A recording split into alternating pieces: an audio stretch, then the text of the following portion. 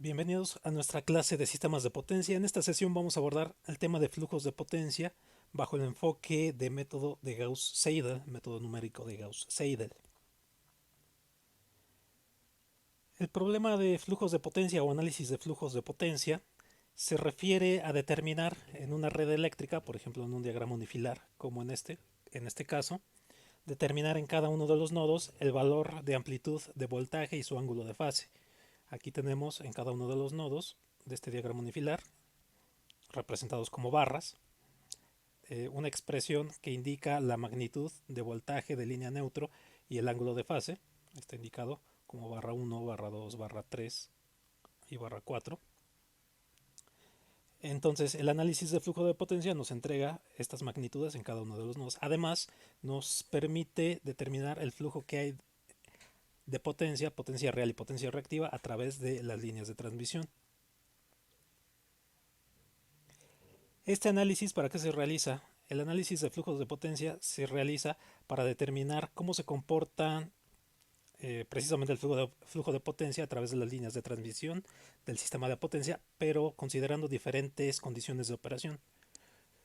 Por ejemplo, considerando si se desconecta una carga, si hay una falla en determinada línea que tenga la necesidad de desconectarse,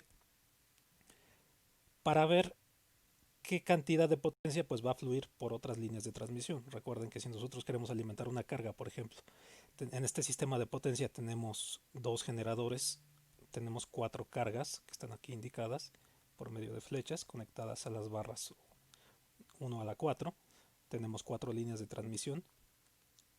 Por ejemplo, si nosotros tenemos una carga aquí que está siendo alimentada a través de este generador y este generador, quizás la potencia está siendo alimentada una parte por esta línea y otra parte por esta línea.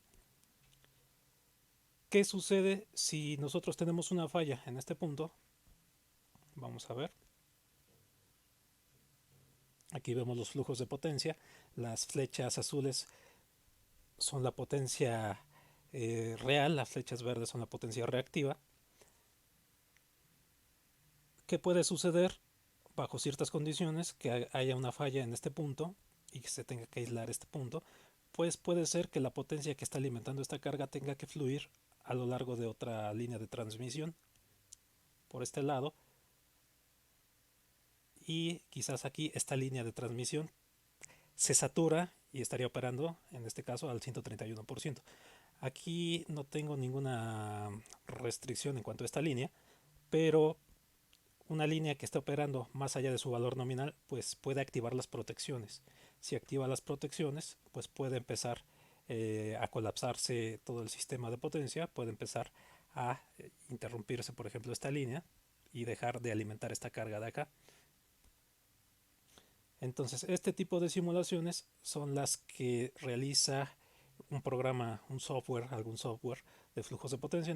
En este caso estoy utilizando una versión de evaluación de Power World Simulator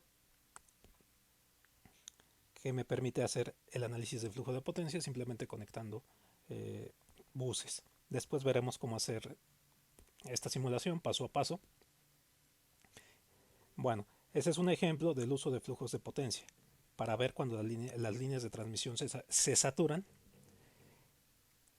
Otro ejemplo de uso de el análisis de flujos de potencia es para planear los sistemas eléctricos de potencia a futuro. Por ejemplo, cuando hay un área geográfica que se está desarrollando demasiado, de manera industrial, económicamente se está desarrollando, seguramente en los años posteriores demandará más energía eléctrica. Entonces, las compañías suministradoras de energía eléctrica tienen que prever esa demanda de energía eléctrica para poder evitar que las líneas de transmisión se saturen, para poder alimentar, por ejemplo, una carga más grande aquí y llevar energía eléctrica desde las zonas de generación sin que las líneas de transmisión se saturen. Eso lo pueden realizar también modificando las líneas de transmisión, por ejemplo, poniendo más conductores en paralelo o poniendo algunas centrales de generación cerca de la carga para poder abastecer eh, esos puntos de carga. Entonces, para poder anticiparse a eso, las compañías generadoras y suministradoras de energía eléctrica necesitan anticiparse por medio de estudios de análisis de flujo de potencia.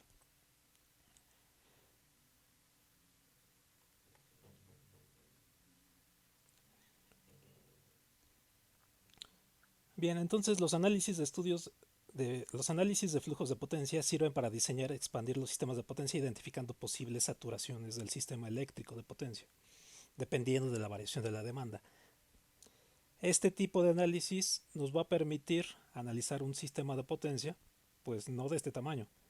Generalmente los sistemas de potencia de este tamaño pues se pueden resolver, digamos, algebraicamente, quizás a mano, pero generalmente los sistemas de potencia en una área geográfica son de una dimensión mucho mayor. Aquí solamente tenemos 4 barras, es decir, 4 nodos, 4 líneas de transmisión, 2 generadores, 4 cargas, pero en un sistema eléctrico de potencia, ya en una zona geográfica, tendríamos pues quizás varios miles de nodos. Entonces resolver eso de manera algebraica a mano pues ya resulta bastante complicado. Para eso se utilizan métodos numéricos, se utilizan métodos computacionales y por lo tanto métodos numéricos. Concretamente, los métodos más utilizados en análisis de flujos de potencia son los métodos de Gauss-Seidel y el método de Newton-Raphson. En esta sesión pues vamos a abordar un poco el método de Gauss-Seidel para plantear el problema de flujos de potencia y pues ver nada más el enfoque aplicado de Gauss-Seidel a los flujos de potencia. Bien, vamos a hablar un poquito del método numérico de Gauss-Seidel para resolución de ecuaciones. Ustedes recordarán de métodos numéricos que este método permite solucionar un sistema de ecuaciones, obtener la solución a un sistema de ecuaciones de este tipo. Aquí tenemos un sistema de ecuaciones lineal que tiene como incógnitas este vector x. Aquí tendríamos un sistema ax igual a y. Aquí la incógnita sería el vector x, sería el vector de incógnitas. Este sistema, si recuerdan de sesiones anteriores, se parece a la ecuación de nodos, donde esta sería la matriz de admitancias de barra, este sería el vector de voltajes y este sería el vector de corrientes. Entonces, para plantear el método de Gauss-Seidel, para plantear la ecuación de recurrencia, nosotros podemos obtener una de las filas de este sistema matricial, por ejemplo, la fila K. Este renglón por esta columna debería ser igual a este elemento. Entonces, ese renglón lo podemos plantear, lo podemos extraer de aquí, y aquí está expresado, aquí está expandido. De esta ecuación, para el elemento y sub k, nosotros podríamos despejar el elemento x sub k y nos quedaría de esta forma. Si nosotros sintetizamos esto por medio de sumatorias, esta expresión se transforma en esta expresión que contiene un par de sumatorias. Aquí estos valores de k desde 1 hasta n pues representarían cada uno de las ecuaciones de nodo, es decir, cada uno de los renglones de esta ecuación matricial. Para k igual con 1 tenemos la primera ecuación, para k igual con 2 la segunda ecuación, para k igual con n tendríamos la última ecuación, la enésima ecuación. Recuerden que este sistema matricial al menos esta matriz A va a ser de orden n por n, donde n mayúscula es el número de ecuaciones de nodo que vamos a tener en el sistema de potencia. O también n va a ser el número de nodos o barras que vamos a tener en el sistema de potencia. Bien, entonces esta ecuación nos va a permitir calcular de forma iterativa los valores de esta solución. Esta ecuación la podemos hacer recurrente.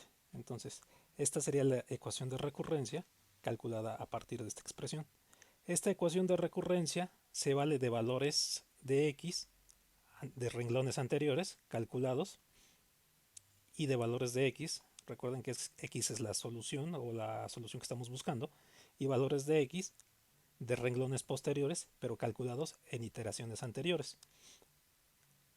Entonces vamos a ver cómo aplicamos esta ecuación de recurrencia que está haciendo, se obtiene de esta ecuación.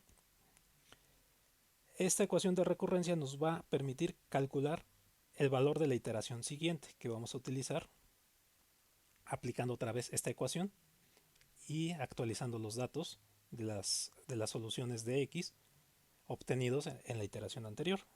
Vamos a ver un ejemplo de cómo utilizamos esta ecuación de recurrencia. Aquí tenemos un ejemplo de la aplicación del método de Gauss-Seidel. Vamos a considerar, por ejemplo, un sistema de ecuaciones de orden 2, sistema de dos ecuaciones lineales que tienen la estructura que presentamos en la diapositiva anterior. Aquí hay que observar que tienen esta estructura, una estructura lineal. Aquí, pues este sistema lo podríamos resolver fácilmente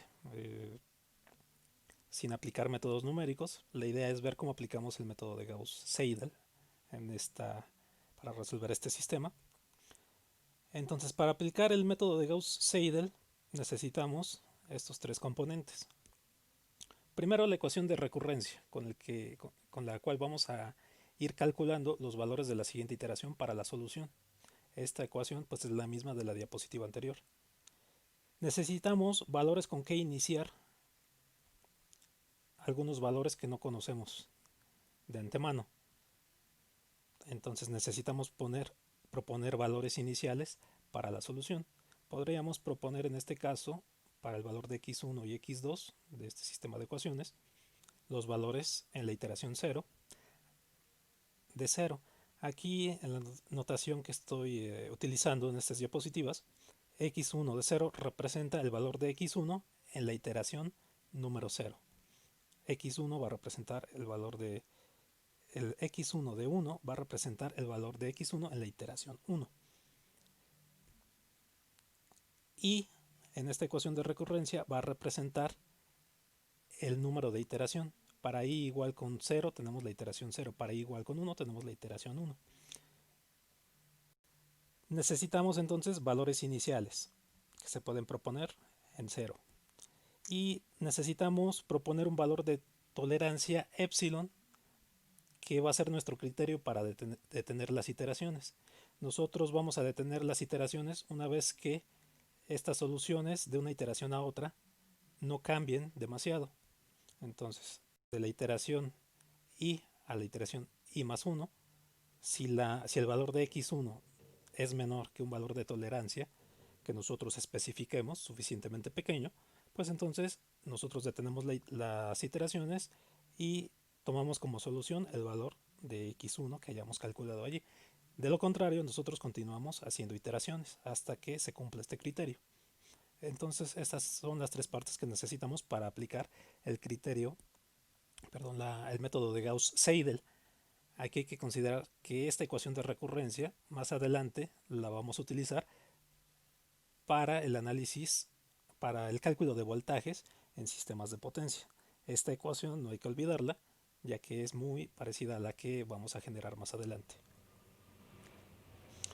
Bien, aquí comenzamos el ejemplo de aplicación del método de Gauss-Seidel para la solución del sistema de ecuaciones. Entonces, como inicio, proponemos una solución inicial x1 y x2 en la iteración 0 igual a 0. Establecemos el valor de tolerancia epsilon, vamos a proponerlo en 10 a la menos 4 para detener iteraciones. Este es el sistema que queremos resolver. Entonces, para la iteración i igual con 0, nosotros empezaríamos con la ecuación de recurrencia, tratando de calcular el valor de x1, es decir, la fila, usando la ecuación de la fila 1. Entonces, para i igual con 0 y k igual con 1, sustituidos en esta expresión de recurrencia, aquí i igual con 0 nos generaría i igual con 0 y k igual con 1 nos generaría a partir de este término x sub 1 de la iteración 1. Es decir, en la iteración 0 nosotros vamos a calcular el valor de x1 pero para la siguiente iteración que vamos a usar en la iteración 1. Entonces, sustituyendo valores de i y valores de k en toda esta ecuación, nosotros obtenemos todo este lado derecho. Aquí, si se fijan, aparece el elemento A11 de esta matriz, que en este caso sería este 10. Aquí aparece el elemento Y1 de este sistema, que en este caso sería 6. Aquí tenemos una sumatoria desde n igual con 1 hasta 0. Entonces aquí no vamos a realizar esta sumatoria porque no vamos a ir al revés. Aquí tenemos una sumatoria desde n igual con 1 hasta 0, entonces descartamos este término. Luego tenemos otra sumatoria desde n igual con 2 hasta 2. Esta sumatoria sí se puede hacer. Entonces aquí, expandiendo este término, esta sumatoria, que de hecho nada más va a tener un elemento, nosotros podríamos pasar de esta ecuación a esta ecuación, en donde aquí aparece un x2 de 0. x2 de 0 es el elemento que estamos tomando como inicio. Aquí está x2 de iteración 0 y vale 0. Entonces, sustituyendo los datos que tenemos, A11, que sería 10, Y1, que sería 6, A12, que sería 5, x2 de iteración 0, que sería 0, nosotros teníamos esta ecuación y este resultado para el valor de x1 en la iteración 1. Es decir, estamos calculando el valor de x1 para la siguiente iteración, porque estamos en la iteración 0. En este caso, ese valor vale 0.6. Ese mismo valor de 0.6 calculado para este renglón va a servir para calcular el valor de x2. Entonces, para la fila k igual con 2, nosotros vamos a aplicar otra vez la ecuación de recurrencia. Sustituimos i igual con 0 y también k igual con 2 en toda esta expresión y obtenemos esta expresión de aquí abajo. Vamos a tener el valor de x2 para la iteración 1, es decir, para la siguiente iteración, el valor que vamos a usar para la siguiente iteración. Aparece el valor del elemento A22 de la matriz, que sería este 9, el valor Y2, Y2, que sería el 3. Aparece una sumatoria desde n igual con 1 hasta 1. Esta sumatoria sí se puede realizar. Aquí tenemos otra sumatoria que va desde n igual con 3 a 2. Aquí estaríamos volviendo, esta sumatoria no la realizamos, no vamos a ir al revés. Entonces, simplificando esta ecuación, nosotros tendríamos que esta sumatoria desde n igual con 1, aquí esta n pues se sustituye donde aparecen las n, tendríamos que este término nos quedaría como a sub 2 1 por x sub 1 de 1. Entonces esta expresión se simplificaría a esta expresión de acá. Ahora esta x1, si se fijan, fue el valor de x1 obtenido del paso anterior, cuando se aplicó el método iterativo a k igual con 1. Entonces, sustituyendo los datos aquí, nosotros obtendríamos que el valor para la siguiente iteración, el valor que se va a utilizar de x2 para la siguiente iteración, sería 0.2 al simplificar todo esto.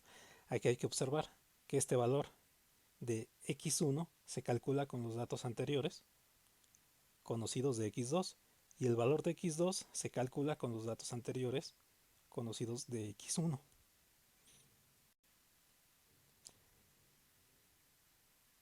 Estos datos de x1 y x2 los podemos ir poniendo en una tabla. Entonces, para la iteración, aquí tenemos una tabla donde aquí tenemos el número de iteración, iteración 0, iteración 1, y aquí tenemos el valor de solución que hemos calculado en cada una de las iteraciones. Para la iteración 0, los valores de x1 y x2 valían 0. Para la iteración 1 se calculó que estos valores de x1 y x2 valen 0.6 y 0.2. Tenemos que determinar si nosotros detenemos las iteraciones. Después de cada iteración tenemos que evaluar el criterio de detención del algoritmo. Entonces tenemos que evaluar si la diferencia entre la solución de una iteración a otra es menor que el valor de tolerancia establecido, se detienen las iteraciones y se toma como solución el valor calculado en esa iteración. Si no, pues se tienen que seguir las iteraciones. Entonces aquí pues evaluamos el valor de la solución anterior, que sería el valor inicial de 0 para ambos valores de x1 y x2, menos el valor calculado en esta iteración, que es de 0.6 y 0.2, y se saca el valor absoluto. Entonces, como este valor calculado es mayor que la tolerancia especificada, en este caso epsilon 10 a la menos 4, entonces se tiene que continuar con las iteraciones porque no se cumple el criterio de detención y hay que hacer más iteraciones. Aquí tenemos una segunda iteración. En esta segunda iteración nosotros vamos a tener que vamos a utilizar los valores calculados en el paso anterior. Tenemos x1 de la iteración 1 igual a 0.6 y x2 de la iteración 1 en 0.2. Entonces, comenzamos la iteración i igual con 1. Para la fila k igual con 1, es decir, vamos a calcular el elemento x1, vamos a calcular el valor que vamos a usar en la iteración siguiente a esta, es decir, en la iteración 2. Entonces tenemos que sustituir en la ecuación de recurrencia el valor de i igual con 1 y el valor de k igual con 1 en esta ecuación, lo cual nos lleva a obtener el valor x1 de la iteración siguiente, que va a ser la iteración 2, igual a 1 entre el elemento a11, que es otra vez 10, el elemento y1, que es otra vez 6, menos la sumatoria desde n igual con 1 hasta 0. Aquí si se fijan, esta sumatoria la descartamos, que iniciamos en 1 y esto va al revés, entonces esto la descartamos. Luego aquí tenemos menos la sumatoria desde n igual con 2 hasta 2, entonces aquí nada más tendríamos que sustituir n igual con 2, en donde aparece n, y llegaríamos a la siguiente ecuación, que sería esta. Aquí si se fijan aparecen x2 de la iteración 1, que nosotros conocemos, de la iteración anterior, que en este caso sería 0.2. x2 de 1 sería 0.2. Entonces todos los demás elementos pues los obtenemos de la estructura de la ecuación que queremos resolver y simplemente sustituimos y simplificamos. En este caso, el valor de x1 para la iteración 2, que es el valor de x1 que se va a utilizar en la iteración siguiente, vale 0.5.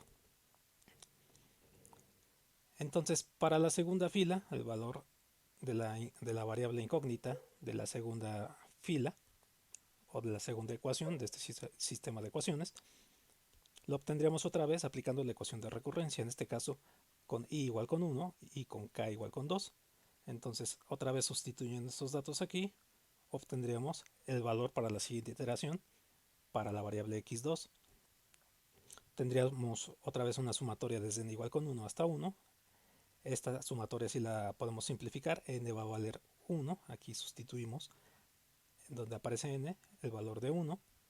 Esta sumatoria desde n igual con 3 a 2 la descartamos, entonces esta ecuación simplificada nos queda de esta forma. Aquí si se fijan aparece x1 de la iteración 2, es decir, el valor que acabamos de calcular acá. Entonces sustituyendo los datos tendríamos que el valor para la siguiente iteración de la variable x2 sería 0.2. Aquí es importante ver otra vez el valor de x1 se calcula con el valor de la iteración anterior, mientras que el valor de x2 se calcula con el valor de esta misma iteración, pero de x1. Entonces aquí estos son los datos obtenidos para la solución x1 y x2 y los almacenamos en la tabla siguiente. Otra vez aplicamos el criterio de detención de algoritmo y verificamos si la diferencia entre la solución obtenida en el paso anterior, es decir 0.6 y 0.2, esta, menos la solución obtenida en esta iteración con valor absoluto, es menor al criterio de detención, a un valor epsilon 10 a la menos 4, en este caso tampoco se cumple. Entonces tenemos que seguir aplicando iteraciones.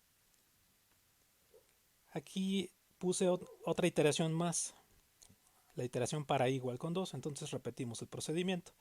Evaluamos i igual con 2, k igual con 1 en la ecuación de recurrencia, obtenemos, simplificamos el valor, las expresiones para el valor siguiente, para el valor para el valor de x1 para la iteración 3 y obtenemos un valor de x1. Este valor de x1 va a servir para determinar el valor de la fila x2, perdón, la fila k igual con 2, utilizando otra vez la ecuación de recurrencia, simplificando el valor, la expresión de las sumatorias, y obtenemos el valor de x2 para la siguiente iteración, que va a ser la iteración 3. Este utiliza el término que acabamos de calcular de x1 de la iteración 3 y se obtiene este dato. Entonces podemos llenar esta tabla. Aquí, si nosotros evaluamos el criterio de detención del algoritmo, tampoco se va a cumplir. Entonces tendríamos que seguir aplicando iteraciones. En este ejemplo no se alcanza la convergencia del algoritmo hasta la iteración número 6. Aquí, si se fijan, de la iteración 5 a la iteración 6, nosotros tendríamos que la diferencia de las soluciones, tanto de x1 como de x2, no difiere ya demasiado, ya es menor que la tolerancia, de hecho, ya no hay mucha variación. Entonces, cuando se alcanza ese criterio de detención, ese criterio en el que la solución ya no varía de una iteración a otra, ya no varía demasiado, nosotros podemos tomar como solución pues el valor calculado justamente para x1 y x2 en esta iteración 6. Entonces la solución quedaría para este sistema de ecuaciones de esta forma. Muy bien, pues este es un ejemplo de la aplicación del método de Gauss-Seidel. Ahora vamos a ver cómo se hace el planteamiento para el cálculo de flujos de potencia en un sistema eléctrico de potencia. Hay que recordar que nosotros tenemos la ecuación de nodos matricial para un sistema eléctrico de potencia en términos de la matriz Y barra, el vector de voltajes de nodo, de línea neutro, en cada uno de los nodos, y el vector de corrientes que se inyectan a cada uno de los nodos o barras del sistema de potencia. Esto lo podemos sintetizar de esta forma. Observen que esta ecuación tiene una forma similar, idéntica, a la que usamos para el planteamiento del método de Gauss-Seidel. Otra vez nosotros podremos plantear la késima ecuación, el renglón K de este sistema matricial, de esta forma, en términos de una sumatoria. Aquí Y sub Kn pues es un elemento, es el elemento de la matriz de admitancias, de la matriz Y barra, multiplicado por algún elemento del vector de voltajes. Entonces aquí tendremos toda una sumatoria. Por ejemplo, para este renglón tendremos este vector por esta columna, tendría que ser igual a este elemento I sub k. Entonces esta sería la ecuación de corrientes késima para la barra K. Entonces el sistema, en este sistema podremos calcular la potencia compleja que se entrega a cada bus o barra. Hay que recordar que se usa frecuentemente como sinónimo bus, barra o nodo en los sistemas de potencia. Entonces la potencia compleja entregada a cada barra la podemos calcular a través de la multiplicación del voltaje V sub K por la corriente I sub K, donde el voltaje V sub K es el voltaje de línea neutro en la barra K, la barra número K, y la corriente I sub K es la corriente que se inyecta justamente a esa barra. Eso nos daría la potencia que se entrega a cada barra K o a una barra K. Hay que recordar que la potencia compleja tiene parte real y parte reactiva. Aquí falta un subíndice K. Aquí sí aparece. Entonces, si nosotros asociamos estas dos ecuaciones, esta ecuación sustituida aquí, nosotros llegamos a esta ecuación. Aquí los voltajes V sub n, aquí este subíndice n, pues se refiere al índice que está utilizando esta sumatoria. Pero realmente son voltajes de cada una de las barras.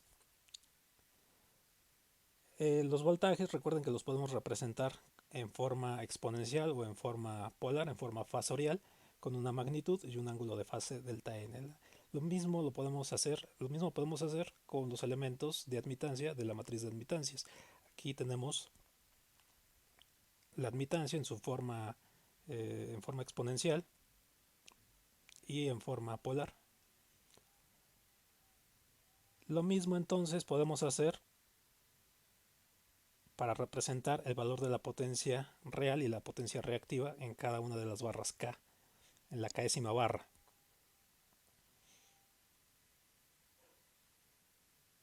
En este caso pues nos quedaría esta expresión para la potencia real, pues en términos, aquí aparece el ángulo del voltaje en la barra K, el ángulo del voltaje en las barras, en la enésima barra, n es el índice de esta sumatoria, y teta pues sería el ángulo de la admitancia. Los subíndices K sub n pues se refiere a qué elemento de la matriz de admitancia nos estamos refiriendo, ¿no? Y lo mismo para el término de del valor de la potencia reactiva en cada uno de los nodos o barras.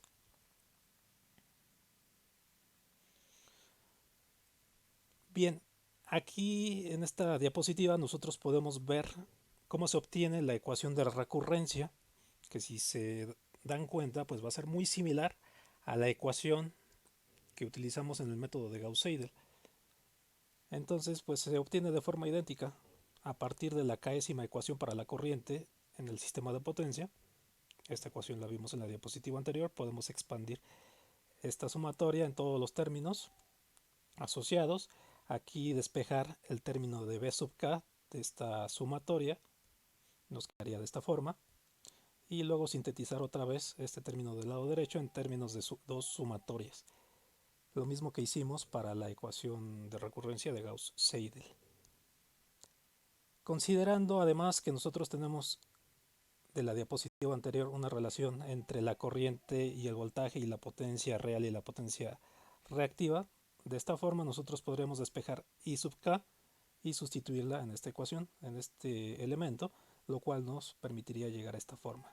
A partir de esta forma nosotros podemos obtener la ecuación de recurrencia. Nosotros podemos calcular el valor siguiente de B sub K en términos de valores anteriores y de valores calculados en una iteración actual, pero de filas anteriores. Esta sería la ecuación de recurrencia. Aquí simplemente el valor siguiente se le asocia al extremo izquierdo aquí.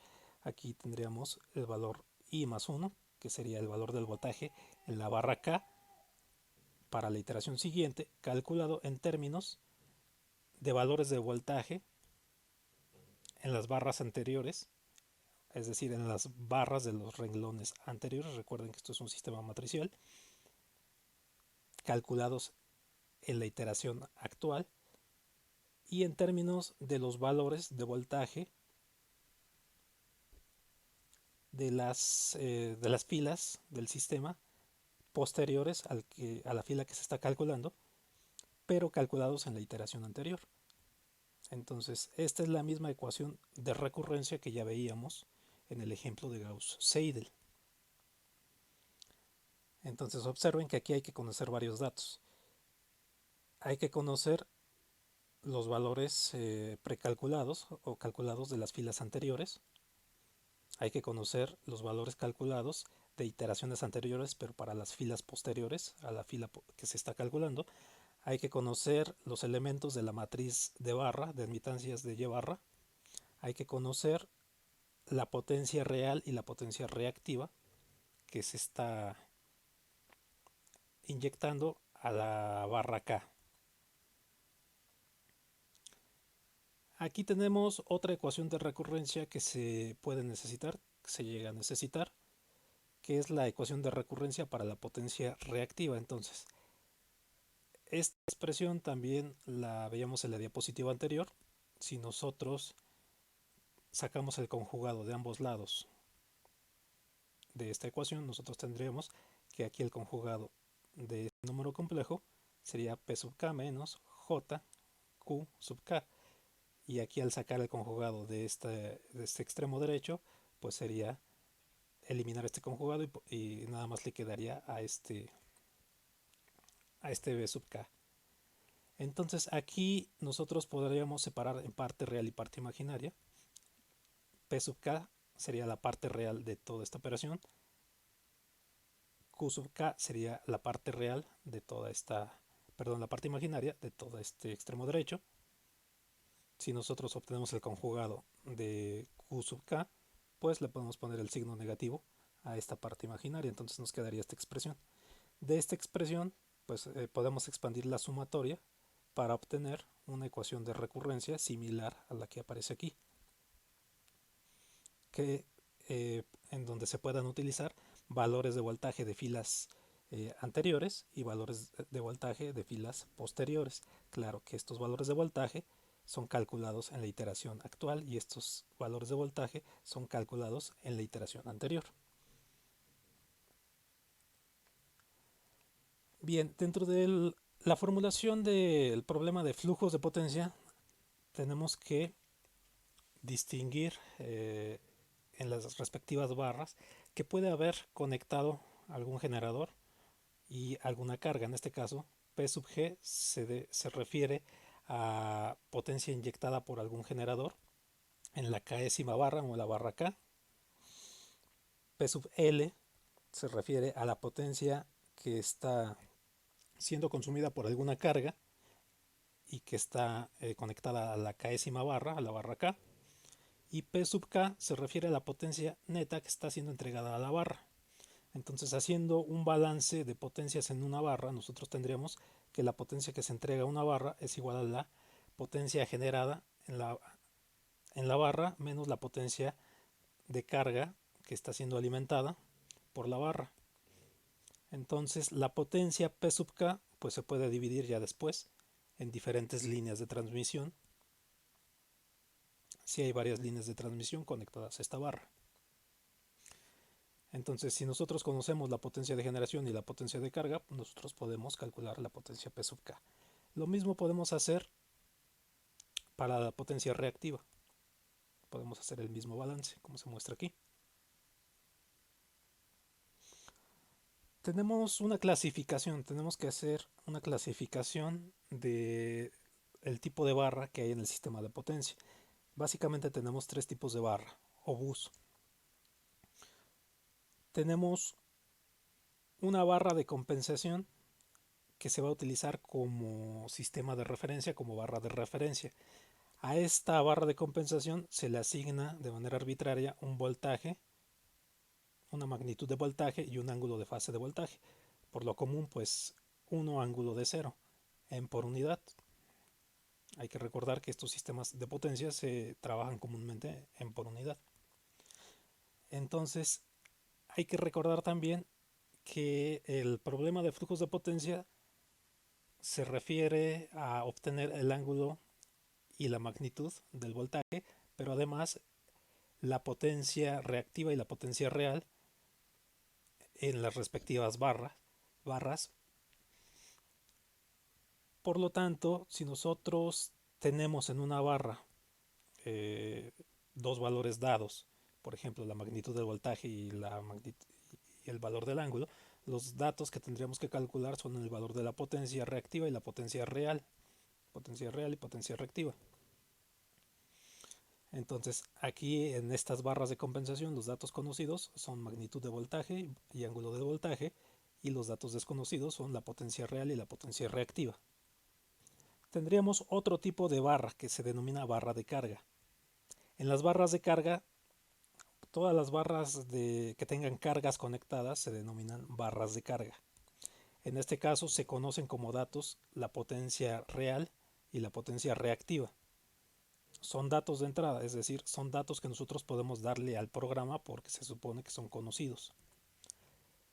Y entonces el programa de flujo de potencia debe calcular el valor de la magnitud de voltaje en esa barra y el valor del ángulo de voltaje en esa barra.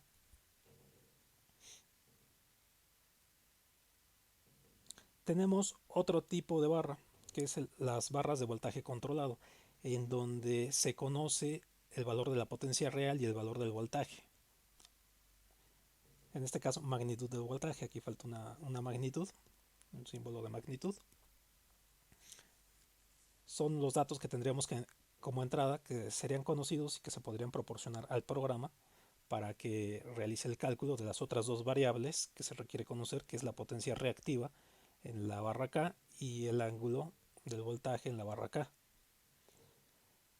Aquí se denomina barra de voltaje controlado porque hay diferentes elementos conectados con los que se puede controlar tanto la potencia como la magnitud del voltaje. Por ejemplo, hay generadores conectados, hay bancos de capacitores, hay compensadores estáticos de potencia reactiva, hay incluso transformadores con cambiadores de derivación que permiten controlar estos dos datos. Por eso se denominan barras de voltaje controlado.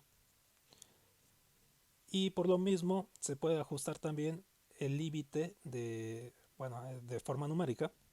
Se puede ajustar los límites máximos y mínimos de la potencia reactiva en estas barras, en las barras K de voltaje controlado, de tal forma que no se de tal forma que nosotros tengamos limitado el valor de la solución de flujo de potencia reactiva. Tenemos además aquí un resumen ya de las ecuaciones que hemos visto anteriormente. En la barra de compensación nosotros tenemos de dato conocido el valor de voltaje, la magnitud del voltaje y su ángulo de fase.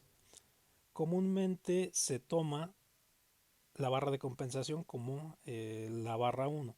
Recuerden que esto es un sistema de ecuaciones matricial, entonces la primera ecuación, el renglón 1 de esa ecuación matricial, pues por conveniencia se ajustaría como como la barra de compensación. Entonces la primera ecuación sería esta.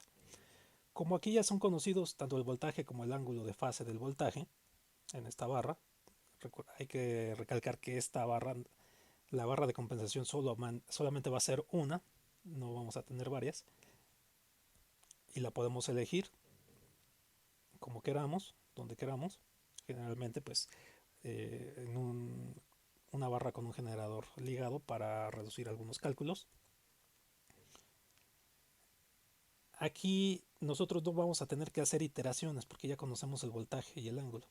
Lo único que necesitamos usar son las ecuaciones de potencia que ya vimos en diapositivas anteriores para el valor de K igual con 1 y pues la solución para la primera ecuación del sistema matricial la obtenemos prácticamente directo de aquí. De aquí hay que conocer el valor de la admitancia, el valor del voltaje y podemos calcular la potencia real y la potencia reactiva. Para los otros renglones, los siguientes renglones que se plantearían son los renglones de las barras de carga, en donde se supone conocida la potencia real y la potencia reactiva. Entonces, para obtener los valores del voltaje siguientes, aplicando el método de Gauss-Seidel, nosotros tendríamos que usar estos valores de potencia P y Q en la ecuación de recurrencia aquí y empezar a iterar el método de Gauss-Seidel para las diferentes iteraciones hasta que se cumpla algún criterio de tolerancia o de paro de iteraciones que nosotros definamos, al igual que hicimos en el ejemplo al principio de esta sesión. Entonces aquí hay que ver que los valores de las filas, de las iteraciones siguientes para la fila K, para el valor de voltaje en la fila K, se calculan conociendo valores de voltaje calculados en la iteración actual, pero de filas anteriores. Recuerden el ejemplo de Gauss-Seidel que hicimos. Y también en términos de valores de voltaje de las filas posteriores, pero calculados en iteraciones anteriores. Aquí también aparece el voltaje en iteraciones anteriores. Una vez que se determinan el valor de los voltajes en estos renglones, se colocan los renglones para las barras de voltaje controlado. Entonces primero va la ecuación, la fila en la ecuación matricial para la barra de compensación, para los voltajes de la barra de compensación, después las ecuaciones para las barras de carga y finalmente van las ecuaciones para las barras de voltaje controlado. Aquí hay que hacer un paso adicional. Se va a aplicar esta misma ecuación de recurrencia de voltajes, pero como en estas barras de voltaje controlado se conoce P y voltaje B sub K, primero es necesario determinar el valor de la potencia reactiva. Este dato que se desconoce aquí. Entonces, este valor de potencia reactiva se puede determinar a partir de la ecuación de recurrencia para la potencia reactiva, que ya veíamos también en diapositivas anteriores, de esta forma, en términos igual de voltajes conocidos, calculados en iteraciones anteriores, en este caso calculado, por ejemplo, para las barras de carga, bueno, en la misma iteración, de hecho, calculados para la barra de carga, pero de filas anteriores, y el voltaje de filas posteriores, pero para iteraciones anteriores, igual que como veíamos en la solución, en el ejemplo que dimos para la solución de una ecuación, un sistema de ecuaciones matricial. Bien,